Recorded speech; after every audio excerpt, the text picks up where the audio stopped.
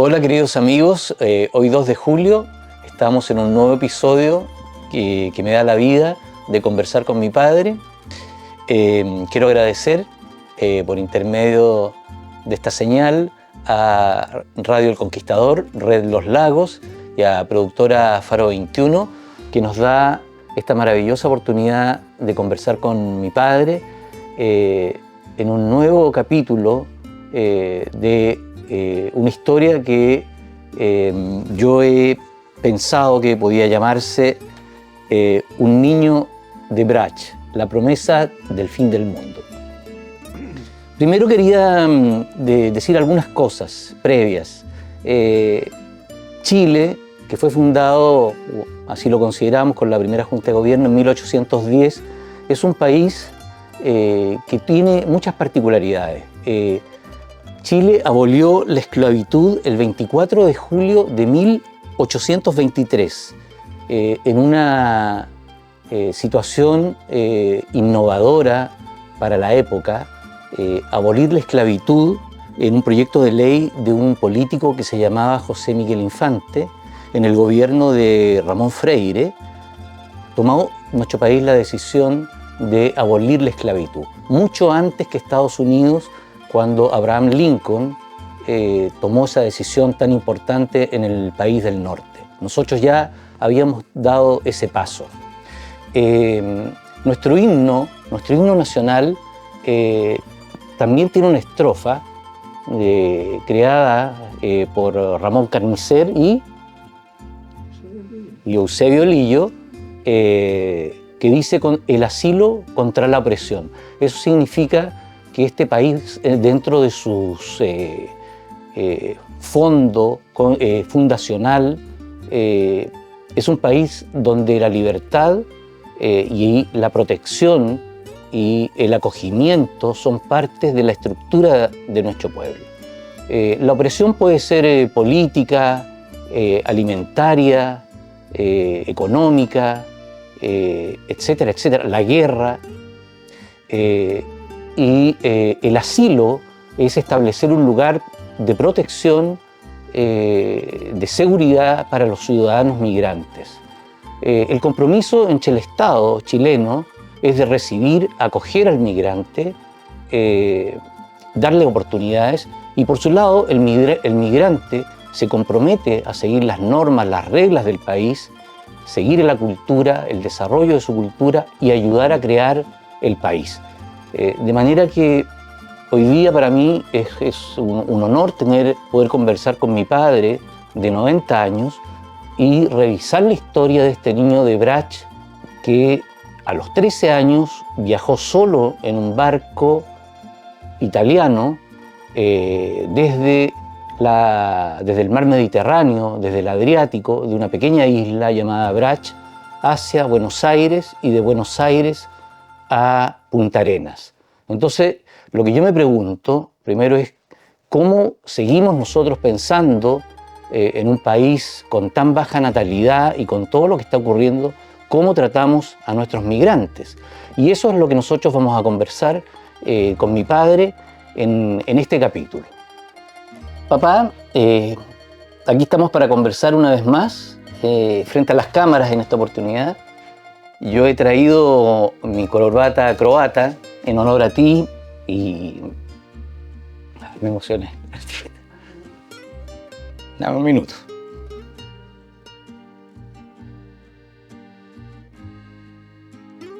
Bueno, ¿volvamos? He venido a conversar contigo hoy día. He traído mi corbata croata y tú me dirás por qué es importante esta corbata croata para nuestro pueblo. Si tú quieres lo explico enseguida. En tiempos de las monarquías europeas solían los reyes contratar soldados croatas para apoyar a sus tropas, porque los croatas tenían fama de ser buenos luchadores, buenos combatientes. Y estos croatas tenían la costumbre de usar una cinta roja en el lugar de la actual corbata, y entonces las damas de las distintas cortes encontraron que esto era muy muy sentador, muy entretenido, y empezaron a usar una cinta roja, decían a la cravat, que significa a la croata. O sea, cravata significa corbata. Claro, y significa croata también. Y croata. Claro. Entonces de ahí viene este símbolo que se utiliza hoy día en Croacia como un símbolo más, digamos, de las costumbres croatas, la corbata, la cravata. Cravata Claro. se dice. Yo quiero, papá, aprovechar de decir que quiero dedicar este capítulo a la población, digamos, a nuestros paisanos croatas de aquí de Chiloé. No sé si tú puedes nombrar los apellidos que se te vienen a la memoria. Utrovicic, Bartulín, Miserda. Buric, Kovacic. Bartulín, ya lo dijimos. Fodic. Fodic, Buric, ¿cierto? Sí, sí. Miric. Claro, entonces quiero dedicar este capítulo a todos nuestros amigos del Club Croata, pero también a los inmigrantes venezolanos, italianos, alemanes, que han llegado, palestinos, que han llegado a nuestro país a hacerlo más grande, de manera que esa es la idea de esta conversación. Te quería preguntar, papá, bueno, tú sabes todo, eres para nuestra familia, eres el último de los hermanos que sobrevive a nuestro abuelo, a la familia de nuestro abuelo, tu padre. Eran 6 hermanos. ¿Por qué no nos cuentas cuántos hermanos eran ustedes? Pero hay una foto, no sé si la van a... ¿Sí? ¿Quieres que la busquemos? Ya lo busco, pero cuéntanos quiénes eran ellos. Los nombres. Claro, mi padre, una vez que estaba haciendo en Chiloé, ¿Ya? contrajo nupcias con una habitante de acá de Chiloé, que es mi madre, y se formó un hogar, digamos, mixto, croata, chiloense, y de esa familia, de esa unión, nacieron 6 hermanos, que por orden de mayor a menor eran Margarita, Pedro, Domingo, Emma, Carlos, el que habla, y Alberto, 6 hermanos, todos con nombres más o menos sacados de la misma familia anterior de mi padre de Croacia. Naturalmente que... ¿Cómo eran esos nombres que tenían, que eran los hermanos de tu papá, de mi abuelo? ¿Cómo se llamaban ellos? Margarita, ¿cómo se dice? Mare. Alberto. Alban. Domingo. Dinko. Pedro. Petar. Carlos. Como tu hijo, Petar. Sí.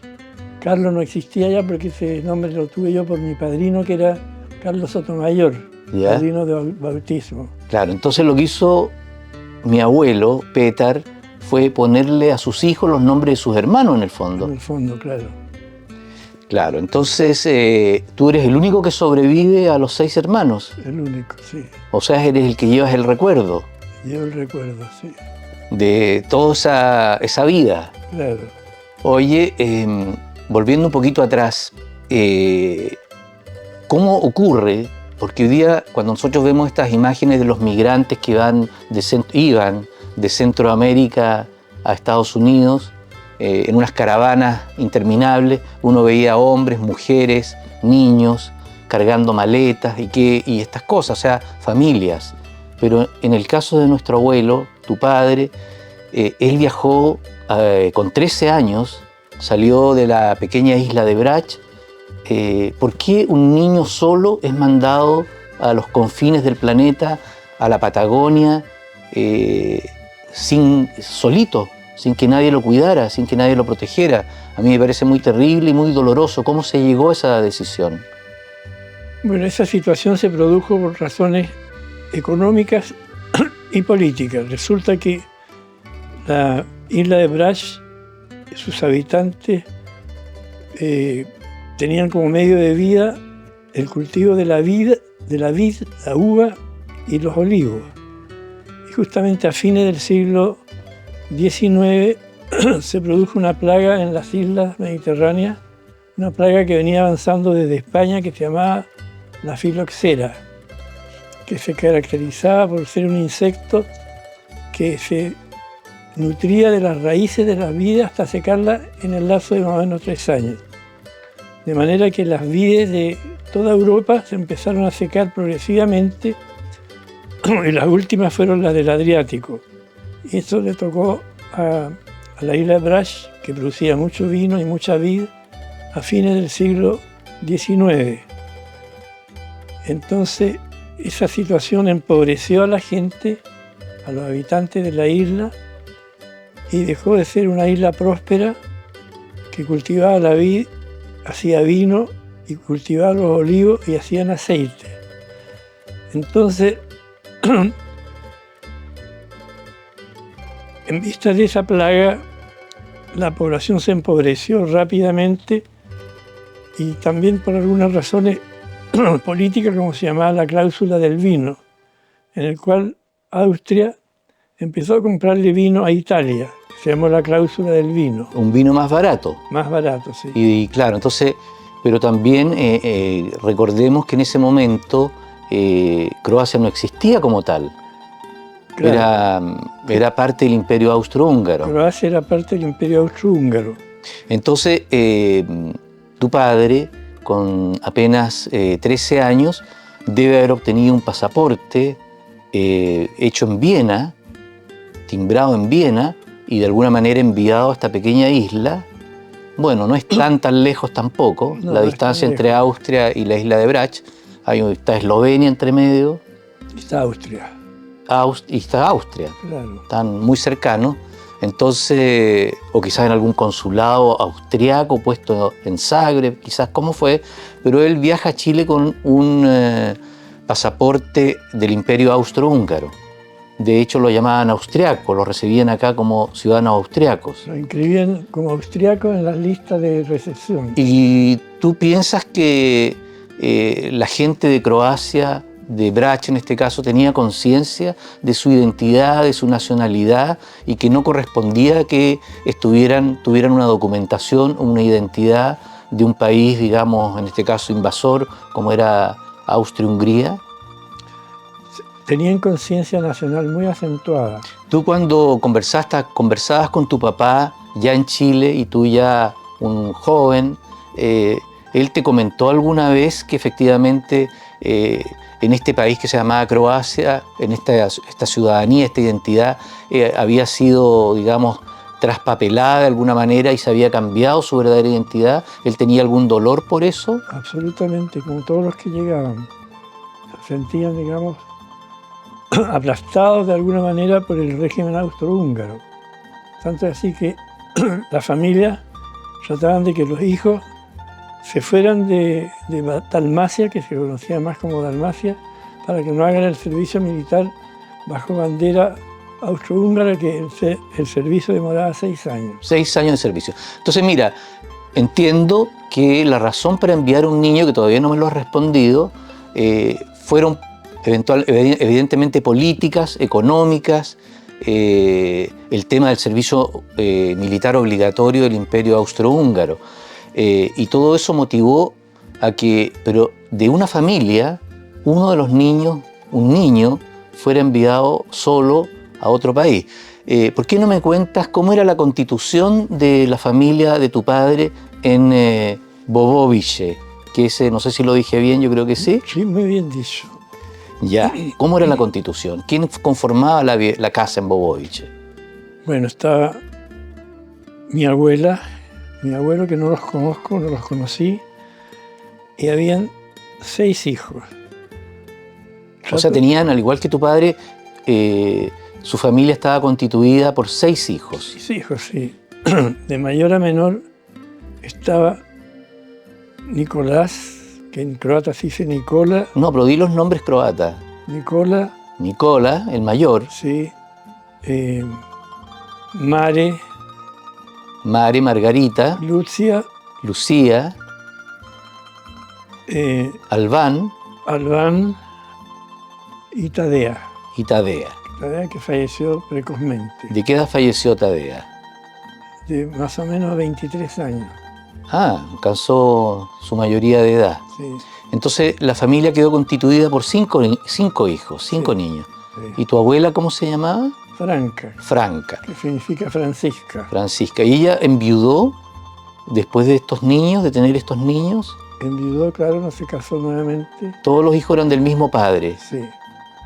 Y bueno, cuéntanos por qué llegaba toda esta situación del riesgo de que se sentía ya en Europa que la Gran Guerra venía, me refiero a la Primera Guerra Mundial, todo esto que tú contaste de la destrucción de las vides por la filoxera, la cláusula del vino que afectó económicamente a los productores dálmatas, el servicio militar. ¿Por qué se escogió a tu padre para venir? Yo entiendo en forma retrospectiva que enviar a un niño al fin del mundo de 12 años tenía que ver con no con un desarraigo, digamos, violento, sino que tu padre probablemente se transformó en la esperanza para esa familia. Y él venía con una misión, que era ganar dinero, hacerse de una situación y rescatar a sus hermanos de su tierra natal. ¿Estoy en lo cierto? Absolutamente. Entonces, como hombre primero estaba Nicola, ¿Y por qué no se envió a Nicola, que era más grande? porque era mayor ya y él era trabajador y trabajaba en las viñas. Él trabajaba en las viñas ya. Entonces era Él daba el sustento de la era familia. el sostén de la familia. Ah, esa fue la razón. Entonces se pusieron de acuerdo que Y las otras eran mujeres. eran mujeres. Y un hermano menor que se llamaba Alban. Y uno pequeñito, Alberto se traduce, digamos. claro. Entonces se decide que entre ellos conversaron, yo lo dedujo que conversaron y dijeron, viaja el segundo hombre que sería mi padre, que se llamaba Petar, y quedaría Nicola a cargo de la familia. Entonces el nombre completo, que me gusta su segundo nombre. ¿Por qué no me pusiste el segundo nombre a mí? Valentín, Sí, me habría gustado llamarme Valentín. claro. Es que mi padre, Me gusta más que Miroslav. mi padre nació el día de San Valentín. Ah, por eso. Y como los croatas eran muy católicos, en general respetaban mucho las fiestas religiosas y los santos religiosos. Entonces yo no me enteré de que se llamaba Valentín como segundo nombre hasta mucho después. Para mí siempre fue Petar nomás. ¿Y cómo tú te dirigías a tu padre cuando tú eras un niño, un adolescente? No, Porque yo te digo a ti viejo, no, papá, papá le decíamos. papá le decían. Sí. No le decían ya. Tuteábamos a los mayores nosotros. No los La tuteaban. familia no los tuteábamos. Ah, ¿se tuteaban Sí, con los mayores? sí. Era costumbre de la casa, de la familia. Seguramente venía de Croacia esa costumbre. ¿En serio? ¿Tú le decías a tu mamá Tú. tú? Y a mi papá le decía tú también. Oye, que estaban avanzados entonces. Pero era costumbre de esa casa. Ya, entonces se toma la decisión bastante, digamos, fría y lógica de enviar al segundo varón a este país del sur del mundo. Segundo varón que era bastante pequeño, porque tenía 13 años en ese momento. Sí, pues un niño. Claro. Bueno, y él, ¿cómo es ese viaje, papá? ¿Cuánto duraba cruzar en un barco de vapor y después llegar a la Patagonia? El viaje, Cuéntanos cómo primero, digámosle a nuestros auditores, a nuestros amigos, cómo es la isla de Brach. Sitúanos un poquito. Yo he estado varias veces ahí, afortunadamente. Es un lugar maravilloso, un mar en general bastante más tranquilo, de un color azul turquesa, tibio. Y la isla de Brach yo creo que es uno de los lugares más maravillosos que he visto.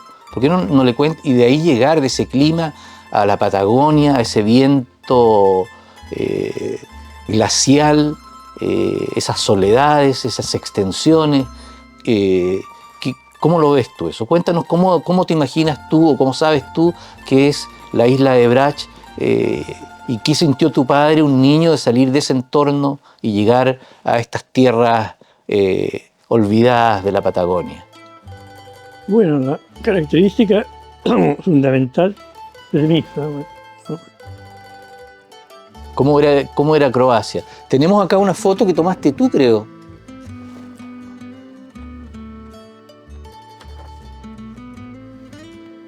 Cuéntanos de estas dos fotos, por favor.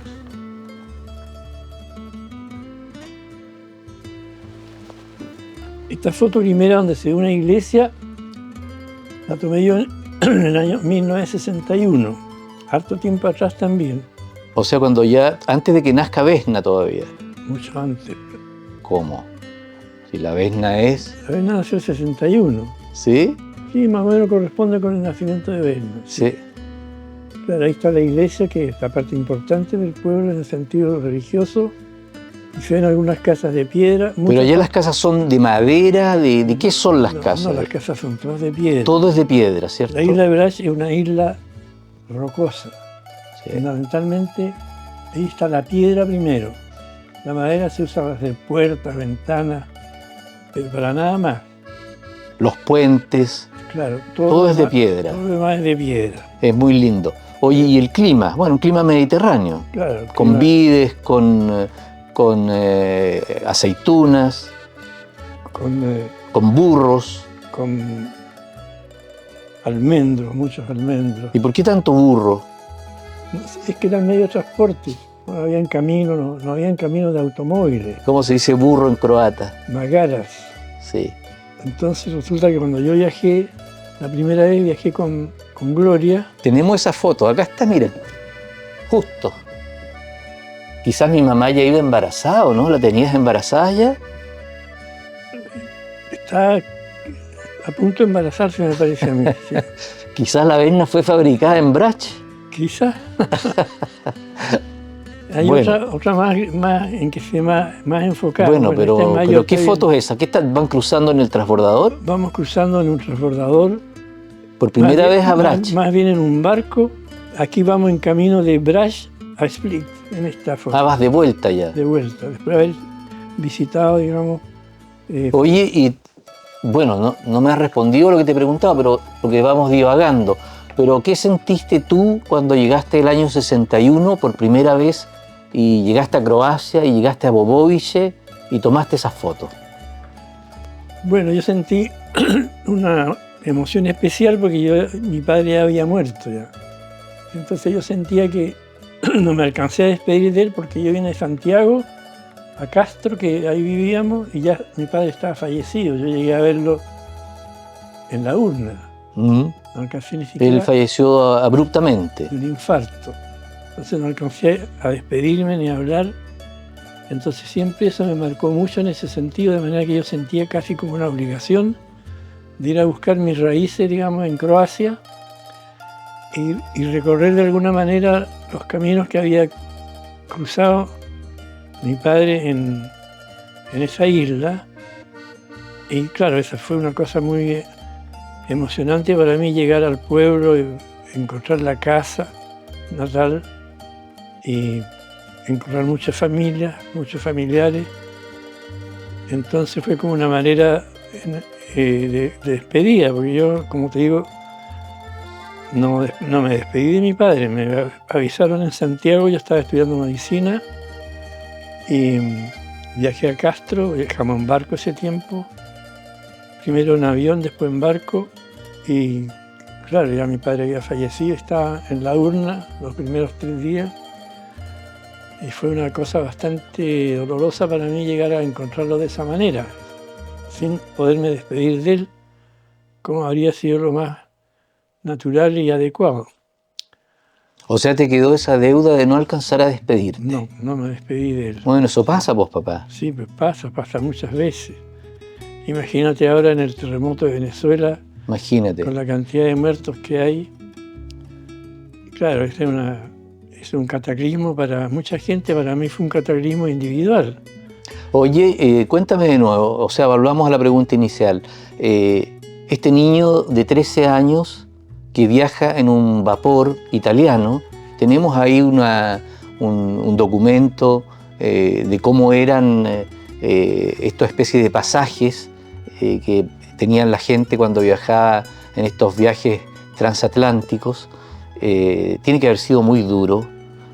Quizás iba con una pequeña maleta con pocos enseres, y de ahí llegar a Punta Arenas. ¿Qué hizo ahí en Punta Arenas? ¿En qué trabajó? ¿Y cómo se forjó una situación que le permitió después hacer muchas cosas, que ya las vamos a comentar? ¿Qué hizo cuando llegó siendo un pequeño niño hombre con una tremenda responsabilidad? Bueno, en Punta Arenas estaba concertado que lo iba a recibir la familia Skármeta, que era una familia de Boboche que había emigrado antes. Los mismos Skármeta que estaban acá en Chiloé. Los mismos Skármeta que estaban acá y el mismo Skármeta del Premio Nacional de Literatura, Antonio Skármeta. De esos Skármeta. Eso en Boboche eran vecinos de mi padre, los Skármeta, y eran amigos. Entonces él... De tu abuelo, quizás. De mi abuelo. Claro. Está destinado a llegar, digamos, a la casa de los Skármeta, que lo iban a recibir y lo iban a orientar en qué podía trabajar allá en Punta Arenas. O sea, había gente de Brach que ya estaba en Claro. Punta Arenas. Claro. Y que iban a recibir este niño. Esta emigración de Brach se llama emigración de tipo golondrina, en el sentido de que una familia llama a otro familiar que vienen y así se van multiplicando. No hay un plan, no hay una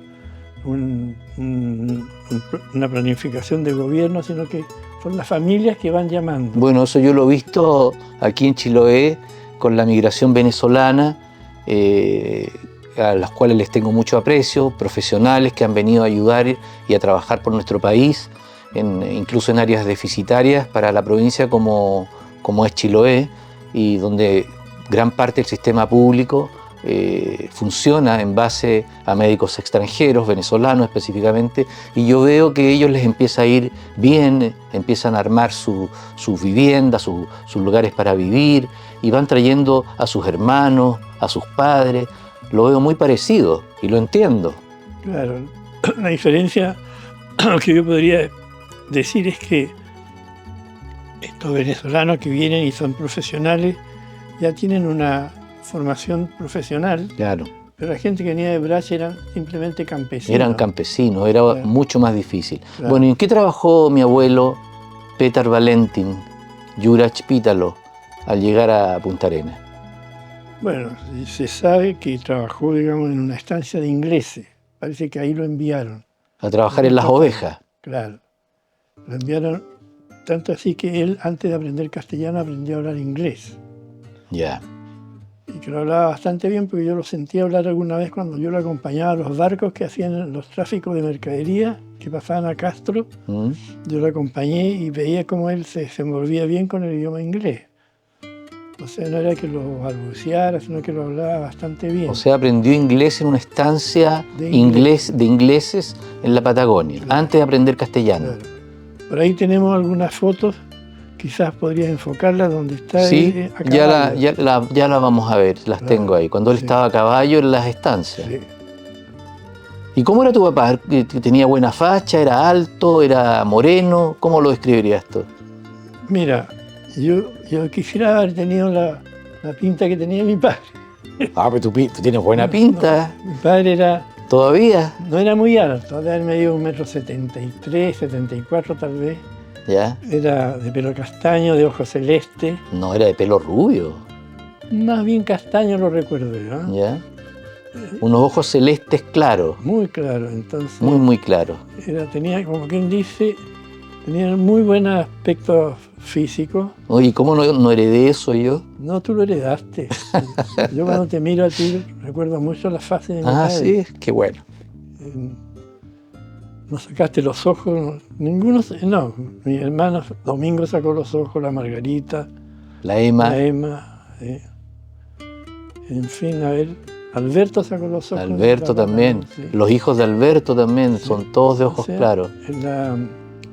La genética se reduce, digamos, al aspecto físico y mucho a los ojos. Oye, pero este niño que trabajó, bueno, trabajó en una hacienda o estancia que se le llamaban allá, una estancia, aprendió inglés. ¿Qué pasó después? Bueno, Hizo dinero. empezó a ganar dinero y seguramente lo ahorraba. Y en mis archivos por ahí tengo los envíos que le hacía a su madre, digamos. ¿Y cómo se enviaba el dinero en esa época? Bueno, a través del banco. Había un banco en Punta Arenas que se llamaba el Banco Yugoslavo, chileno-yugoslavo. Ya. Entonces, yo veía que tenía unas letras, unas copias de letras en libras esterlinas. O sea, el banco lo mandaba a Croacia como libras esterlinas y allá seguramente alguna sucursal del banco lo transformaba a la moneda de ese tiempo que eran las coronas. Las coronas. Que era la moneda austríaca. Oye, mira lo que es la vida. Yo he estado mandando plata a Inglaterra en libras esterlinas a través de un banco acá en Castro. Claro, ¿Tú sabes por qué? claro. ¿Por qué?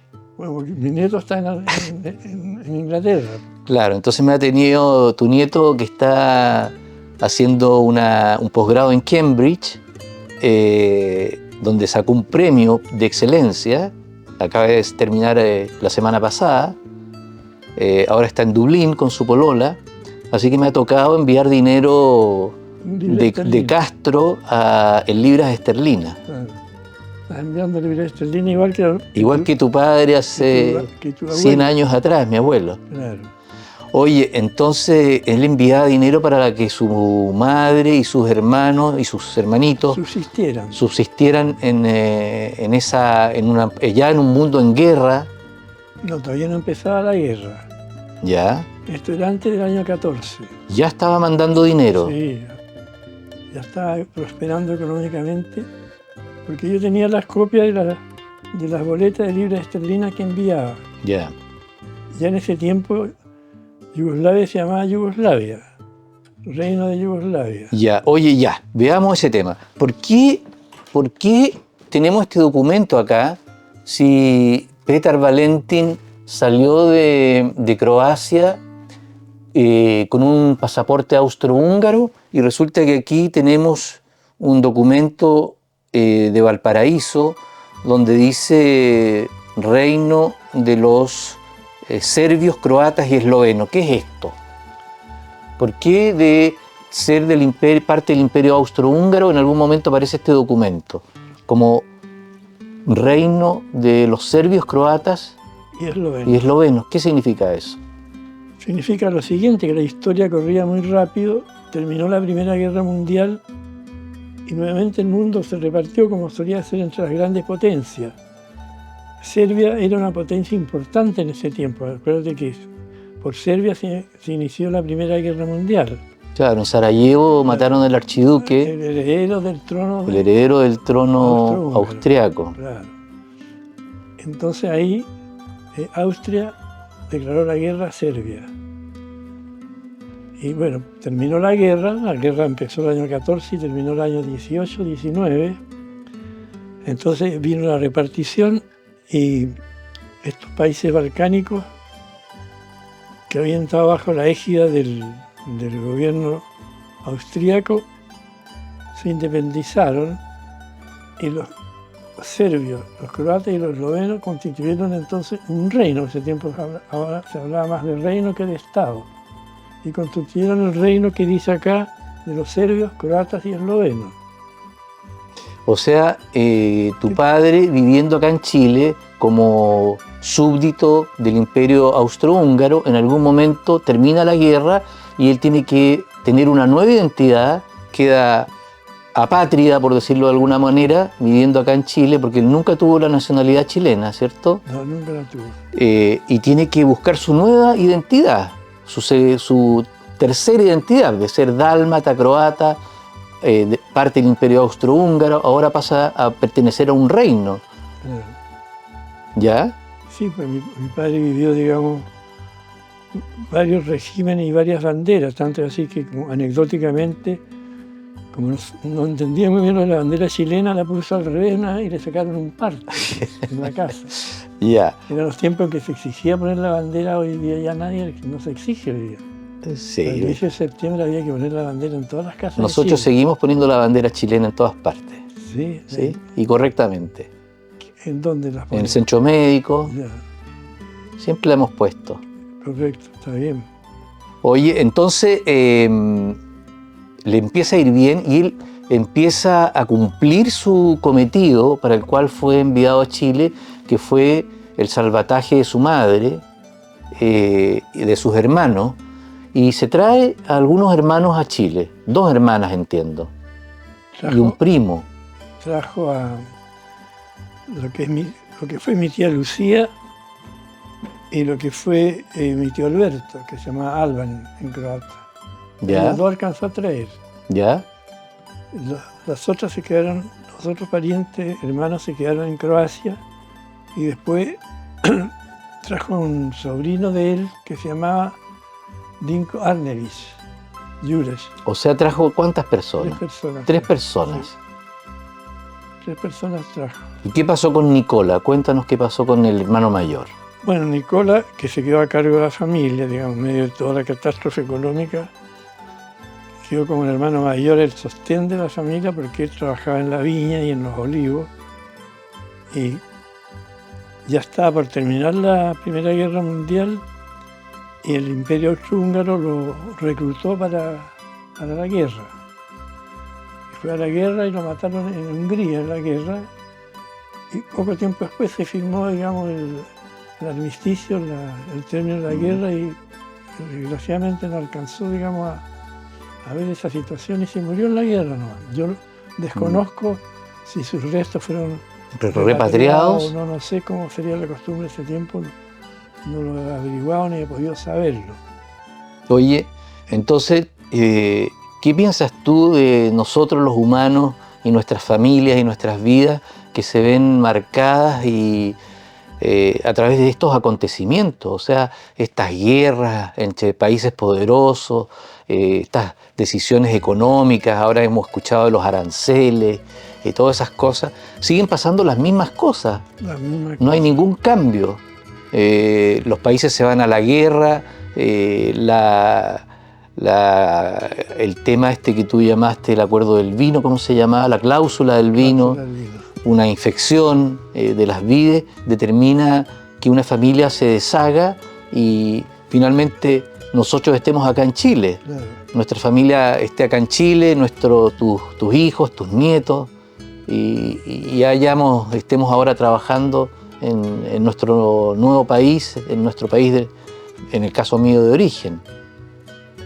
Sigue la humanidad sigue operando de la misma forma. Claro, el hombre es como un juguete del destino. No está en las manos del hombre individual decidir su destino, pero lo deciden los que manejan los países, las relaciones. Y así ocurren las migraciones, las huidas, los refugios, los exiliados, los expatriados, etc. Como decía Sartre, el hombre y sus circunstancias. Claro. Esa era la frase, o yo y las circunstancias, que es lo que nos va definiendo finalmente, ¿cierto? Claro. Uno tiene que ir adaptándose a las cosas que ocurren en todo ámbito. Claro, uno no maneja su propio destino. Absolutamente. El destino está en manos de las circunstancias y de otros, digamos, de los grandes poderes. Pero uno algo puede hacer. Muy poco. ¿Tu padre no deseaba volver algún día a reencontrarse con su tierra, con su familia?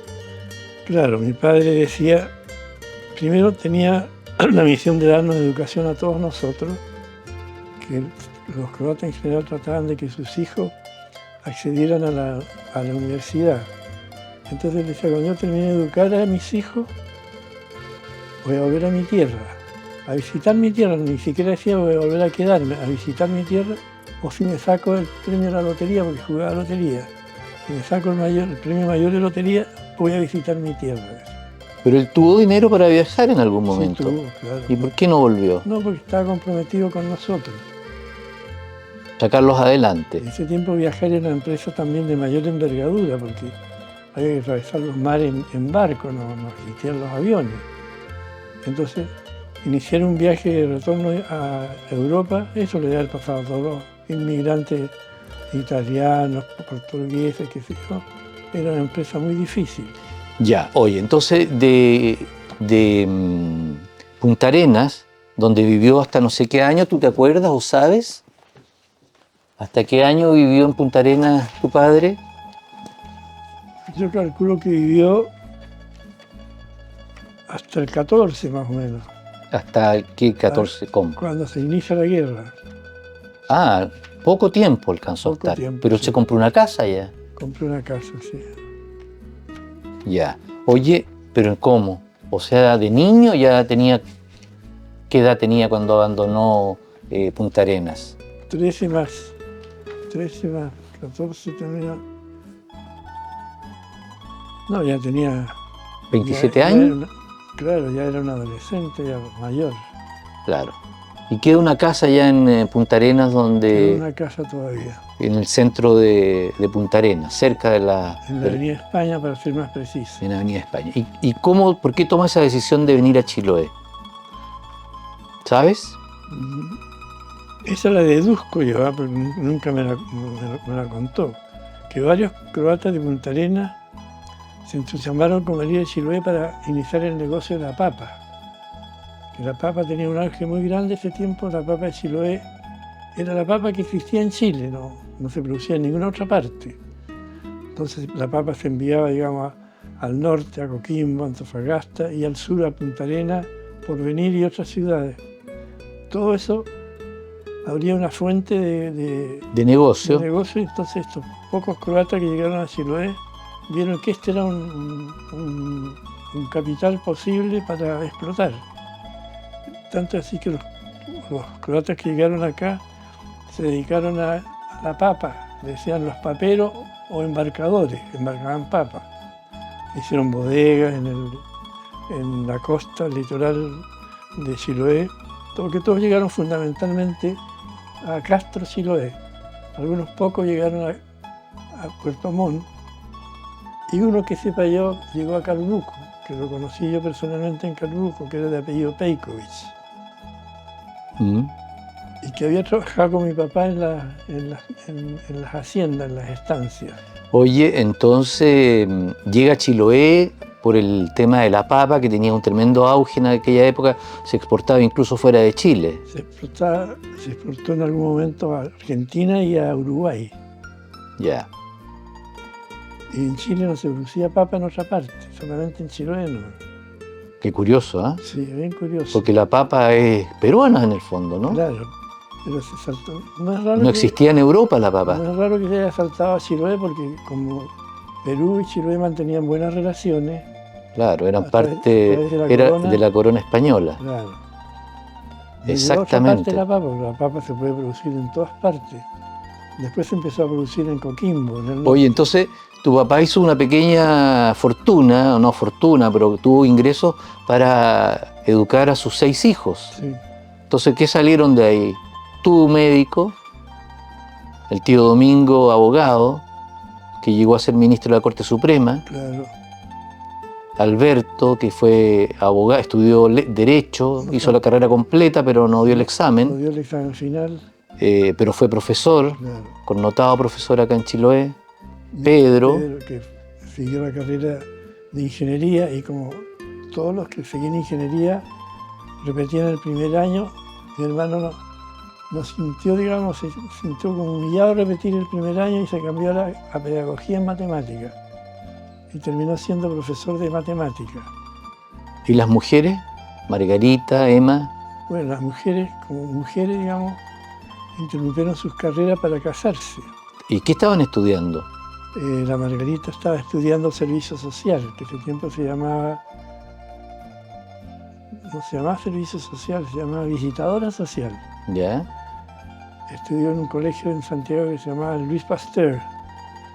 Y la Emma inició estudios de pedagogía en francés.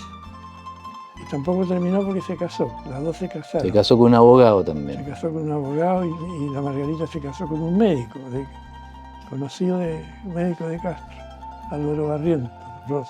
Y formaron lindas familias también. Sí, formaron buenas familias. Oye, yo el otro día me enteré que mi tía Margarita nació en un palafito, que era un almacén de papas, abajo y en un segundo piso. ¿Eso efectivo? Efectivo. Esa primera bodega que tuvo mi padre... Que la tenemos ahí en la fotografía. Esa bodega era una bodega bien curiosa porque tenía una parte que era vecina a un corredor, como un muelle, que se utilizaba como para arrendar pequeños comercios. Ahí había un comercio, por ejemplo, siempre me acuerdo que había un comercio, un almacén de una familia Azun, que era una familia de inmigrantes españoles, seguramente catalanes. Entonces ahí tenían un almacén, me acuerdo incluso de la señora, se llamaba la señora Rita de Azún, y los Azún eran varios hermanos, entre los cuales había una niña que era muy bonita, me acuerdo yo, eso, una niña hermosa. Y todavía existe en Chile la familia Azún, por ahí me he encontrado a veces con el apellido, pero no es un apellido corriente, Azún. Y el segundo piso se utilizaba como vivienda, y parte del primer piso era como bodega para almacenar papas. Oye, bueno, ¿y por qué vivían en un palafito entonces? Porque, bueno, ese tiempo era casi la norma que la gente viviera en palafitos, porque arriba, la parte de arriba de Castro no tenía mayor importancia. Porque todo ocurría en el puerto. Todo ocurría en el puerto, llegaba el ferrocarril, llegaban los barcos nacionales e interoceánicos. O sea, el gran movimiento estaba en el puerto y se construían lanchas, botes, había gran actividad. Sí, tu padre construyó 2 embarcaciones relativamente importantes. 2 embarcaciones que se llamaron Dalmacia sucesivamente, en honor a su provincia de origen de Croacia, Dalmacia. Porque esto que tú preguntabas de la identidad, claro, los que llegaban de allá se sentían primeramente como dálmatas y después como croatas. Oye, y te hago la siguiente pregunta que yo me imagino la respuesta. ¿Por qué tu padre, al tener 6 hijos con la abuela Isabel Soto Barría, de Yutui, le pone nombres castellanos a su hijo? ¿Qué crees que había en eso? Y después, la generación siguiente, los hijos de tus hermanos, tuyos y de tu hermano, prácticamente todos tienen nombres croatas, tenemos nombres croatas. ¿Cómo explicas eso? No, es que los nombres que tenían mis hermanas y hermanos eran en realidad nombres croatas castellanizados. Sí, ¿por qué los castellanizó? Seguramente porque, bueno, mi madre era chilena. No, sabes que yo pienso que no sé si tú estás de acuerdo, que ha pasado algo que me parece normal. Llega un inmigrante croata o sea, no croata, sino que parte del Imperio Austrohúngaro, después parte de un reino de serbios, croatas y eslovenos, después de otro país que se llamaba Yugoslavia, otro cambio, un tercer cambio en su vida, ¿cierto? Y él quiere que sus hijos no tengan problemas, se ajusten bien al nuevo país y les pone nombres en castellano, para que no tengan conflictos. Pero claro, yo creo que después, ya avecindados acá y los hijos naturalizados también como chilenos en todo su significado, esos hijos, mis tíos y tú, se dan la licencia de recuperar la memoria y ponerle nombres croatas a la segunda generación. Claro, así es, tal como tú lo dices. Ese yo creo que es el sentido, ¿cierto? Es el fenómeno que ocurrió, digamos.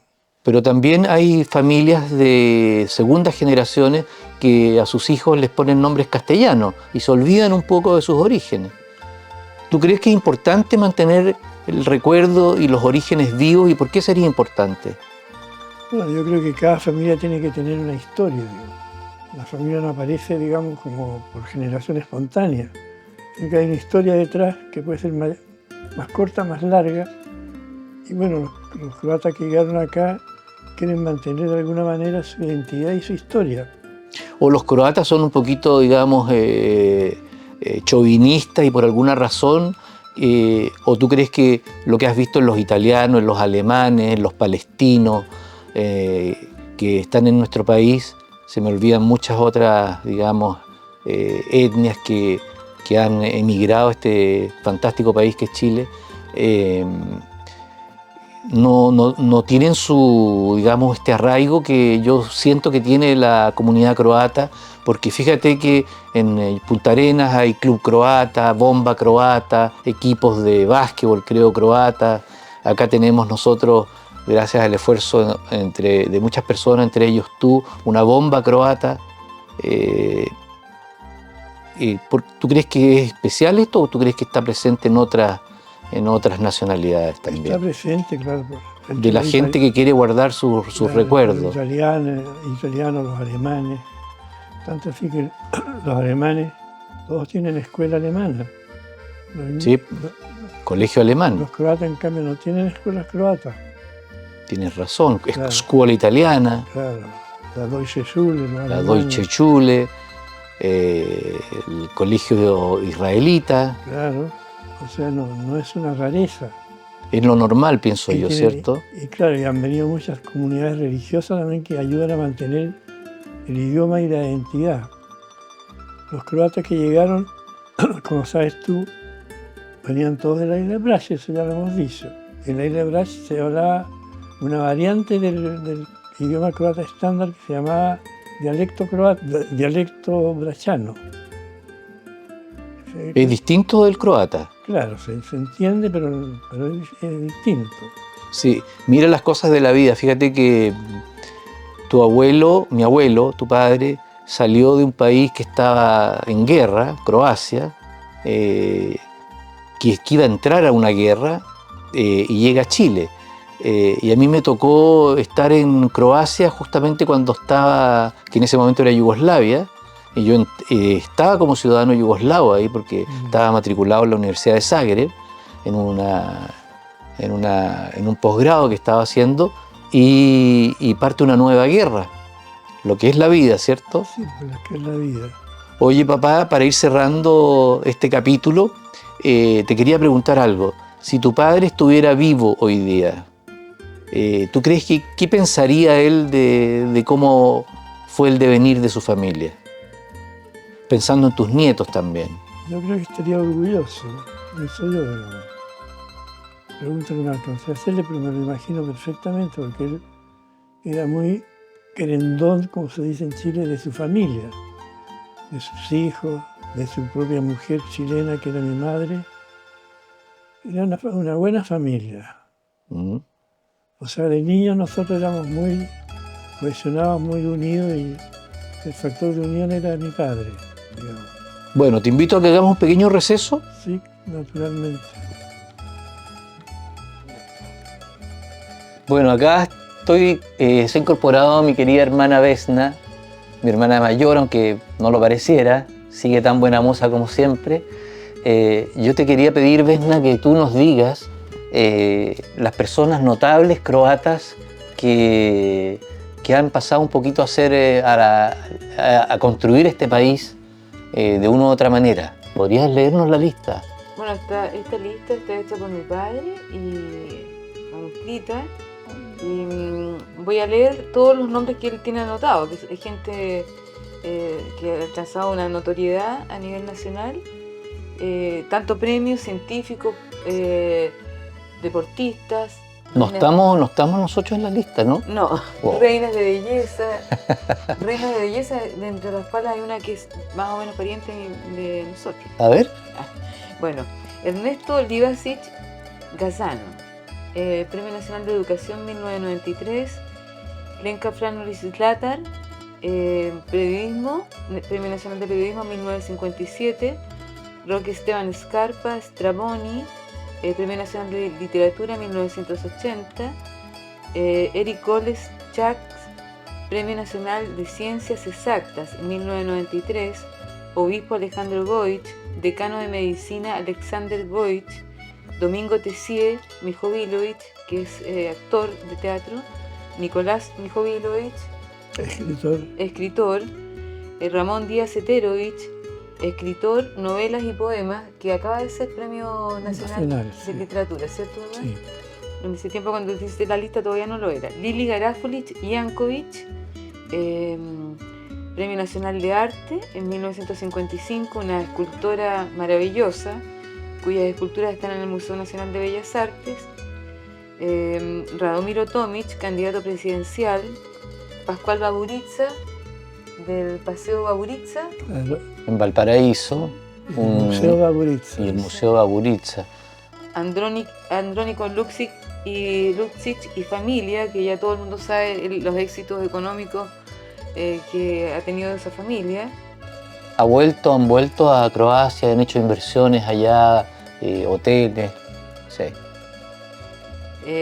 Roko Matjasić, pintor, Entonces, 1900-1949. Yulisa del Pino, nieta de Petar Ostojić, Chile, 1994. Esposa del pariente de nuestro abuelo, Petar Juraj Pítalo. sí, correcto. Yulisa del Pino. Antonio Bodanovich, periodismo y conductor del Festival de Viña. Tonka Tomisic, que es súper conocida como animadora de televisión. Estupenda.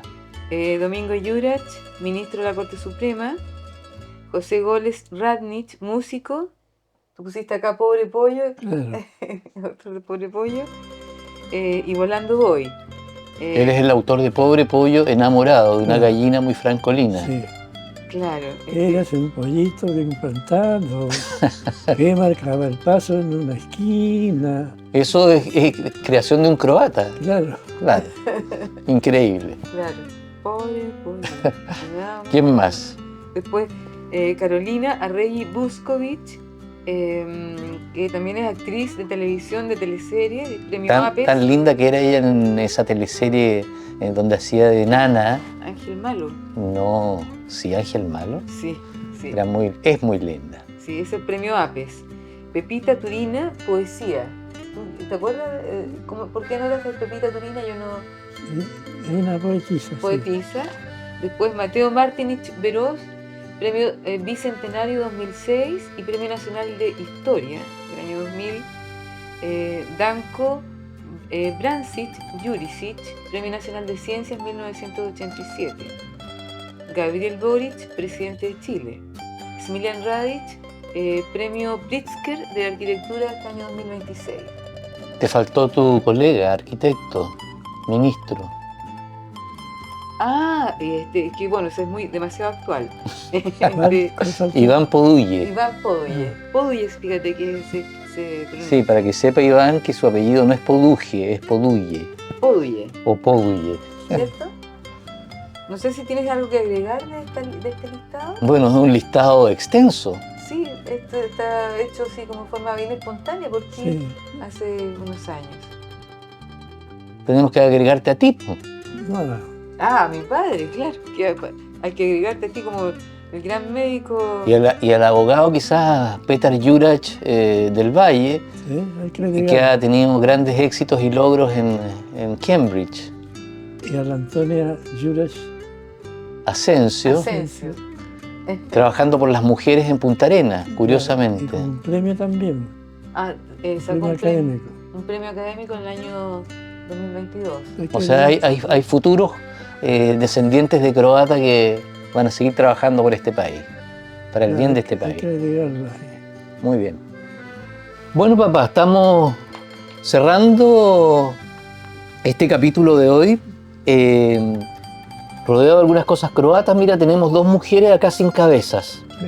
¿Qué te parece? Me gustaría ver las cabezas. Pero es que las cabezas piensan. Sí. No, quedémonos con las monas sin cabeza mejor. Oye, te quería pedir dos favores o tres favores. Primero, que tengo acá un mapa de la isla de Brač.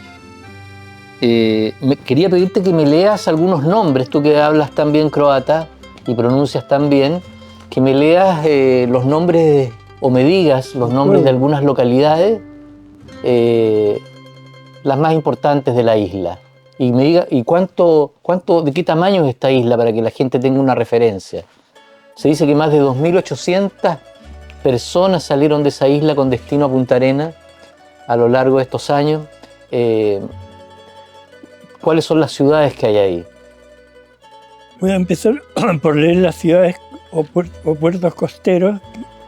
Sutivan, Mirza, Supetar, Splitska, Ostira, Pushishcha, esta es la canción, Povlia, Milna, Lojišće, Bobovišće na moru, Bobovišća, Donji Humac, Draščevica, Nerežišća, Prašnice, Gornji Humac, Novo Selo, Sumartin, Murvica, Placa,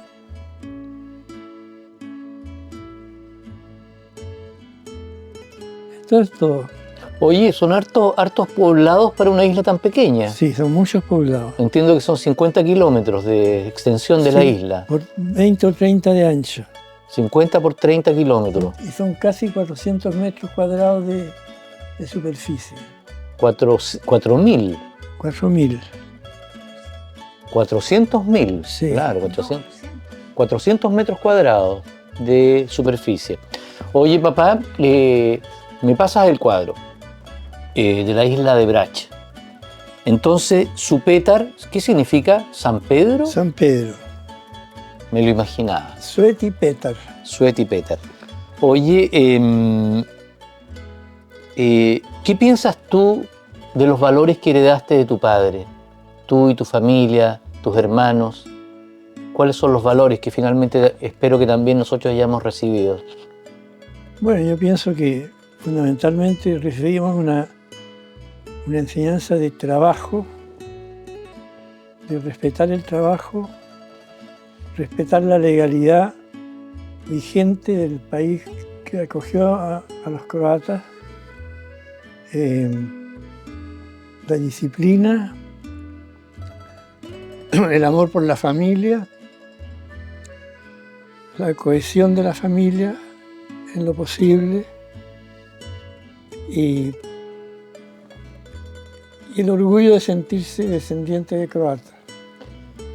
Muy bien. Oye, ¿y para ti qué significa, que no es mi caso, pero tú que tienes un 50% de sangre croata y otro 50% de sangre chilena, española, ¿qué sientes tú específicamente al tener literalmente dos nacionalidades? Yo siento que tengo dos patrias, Chile y Croacia. Lo siento íntimamente. Uh-huh. Y si tú quisieras dejarle un legado ahora, aprovechar esta oportunidad a tus nietos, a tus 4 nietos, tienes pocos nietos, ¿eh?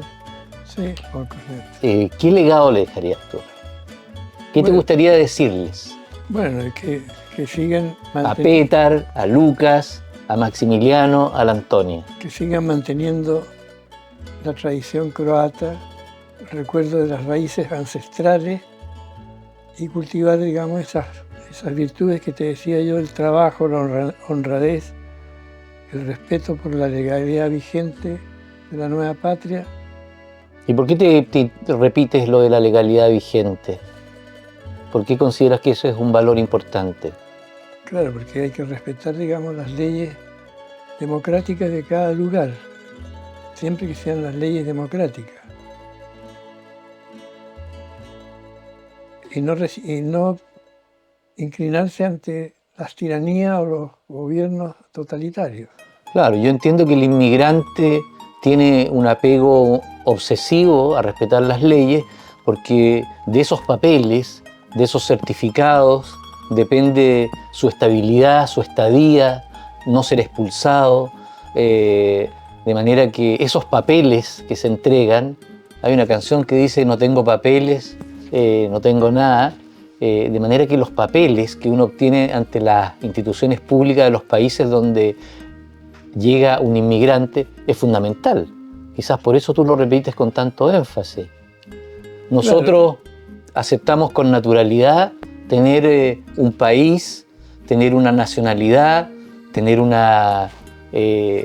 documentos que fácilmente los retiramos. Yo fui el otro día al registro civil a renovar mi carnet de identidad, me atendieron muy bien las chicas de ahí como siempre, y en un par de días tenía mi carnet de identidad nuevo, sin moverme de mi escritorio. El centro de registro civil queda a un par de cuadras de mi oficina.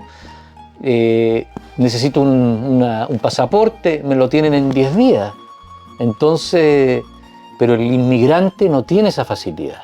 Yo creo que de ahí viene digamos, ese apego que dices tú, la importancia que le das a respetar la institucionalidad del país que te recibe.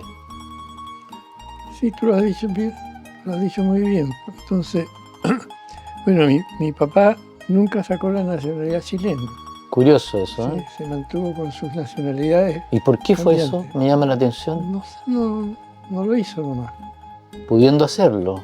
Sí, podía hacerlo porque después de no sé cuántos años de residencia tienen derecho a tener la nacionalidad. Pero creo que por tanto cambio que le ofreció el destino y las guerras, sentía que esta cosa era como muy pasajera. Entonces tuvo tantas nacionalidades, tantas banderas, tantos idiomas. Oye, antes que me leas un poema que te voy a pedir que me leas, hoy día juega Portugal con Croacia a las Claro. 19 horas. Claro. ¿Qué esperamos? Bueno, yo 2-0, 3-0, creo que va a ser 2-1. 2-1. Dicen que Cristiano Ronaldo ya no está a la altura. Y Luka Modric, no sé cómo lo encuentras, Creo que también está medio desgastado ya. está un poco desgastado. Léeme ese poema, papá. Pues es que ahí me faltaría, quizás no lo pueda leer bien porque me falta letra más grande, pero si con la lupa me puedo ayudar. ¿Es muy largo? Son 2 páginas, Oh, mucho, ¿verdad? mucho. Lee una parte. Leo el comienzo. Lee el comienzo, sí. Este poema está escrito por Vladimir Nazor, gran poeta croata y dálmata que nació en el mismo pueblo que mi padre. Ah, Bobovice. Era de Bobovice, Namoru, un brazo de la misma ciudad, del mismo pueblo. ¿Verdad? Namoru significa en el mar. En el mar, sí. Voy a leer solamente la primera parte, ¿no? Isla sin pan. Tú no sabes de siembras, de doradas espigas, de rojas amapolas y centauras azules. Tus molinos de piedra mueren trigo ajeno. Sobre ti el arado no ara, la guadaña no silba en los días de cosecha. Aún así, alimentaste a un sinnúmero de tus hijos. Transformaste la piedra en carne, semilla y granos para el hambre de las aves, y tus alas las rocas del mar para las marinas ansias. Isla sin pan, tú me has dado el primer alimento y fue dulce y vigoroso. Isla sin agua, eso hay que entenderlo porque se dice isla sin agua. No brotan fuentes en tus claros, por tus cauces no corren los arroyos. Solo bebes el rocío mañanero y la lluvia nocturna que traen las nubes tempestuosas, hijas del Adriático y el Mediterráneo. Caen raudales sobre mi techo, corren rumorosos por las canaleras, se vuelcan en la cisterna que con mis manos cavé y construí, y mi corazón crece de alegría por este regalo que llega de lo alto en la vida. Isla sin caminos, sobre ti aún hoy prevalecen los difíciles senderos de viejos pastores y guiadores de mulas, pezuñas y cascos que muelen la piedra, el pie del hombre la bruñe con el aceite de su sangre. Por eso tus hijos no temen los más difíciles caminos del ancho mundo, más allá de nuestro canal y más allá del océano.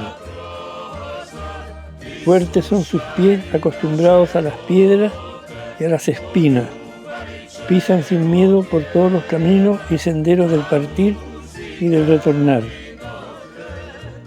Isla sin camino, tú me enseñaste cómo se anda por donde sea sin herirse las plantas y los recios tobillos. Qué lindo. Sí, bonito. Maravilloso, no lo conocía. Gran poeta.